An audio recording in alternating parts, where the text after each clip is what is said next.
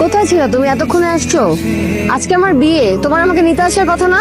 নিতে আসবে কেন আমাকে? আমি আমার বিয়ে থেকে পালিয়ে এসে এখানে বসে আছি, তুমি কই ছিলা? কতবার ফোন দিছো, তোমার ফোন কোথায়?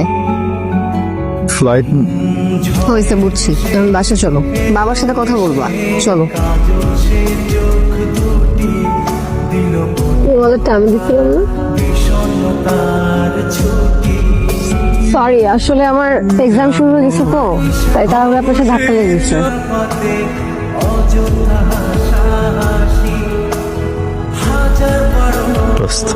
চল না, আজকে রাতে আমরা একটু চিল করি।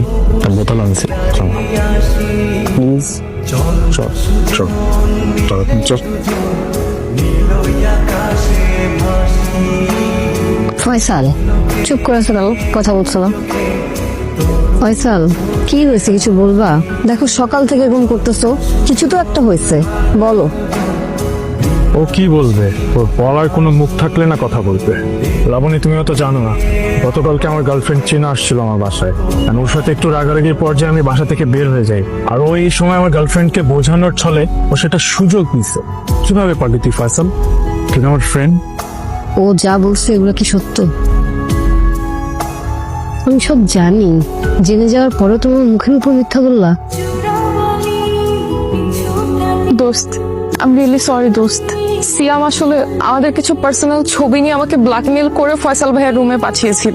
বিশ্বাস কর, ফয়সাল ভাইয়ের সাথে আমার কিচ্ছু হয় নাই। কিন্তু সিয়াম এখন কেন করবে? সিয়াম আসলে তোকে পছন্দ করে, আমাকে অনেকবার বলেছিল এই কথা। কিন্তু তুই তো জানিস আমি ওকে কত ভালোবাসি, এই জন্য কখনো ওকে ছাড়তে পারিনি। কিন্তু ফয়সাল ভাইয়ের ভালোবাসার কাছে আমার ভালোবাসা কিছুই না। তুই কিভাবে জানিস ফয়সাল এত ভালোবাসে?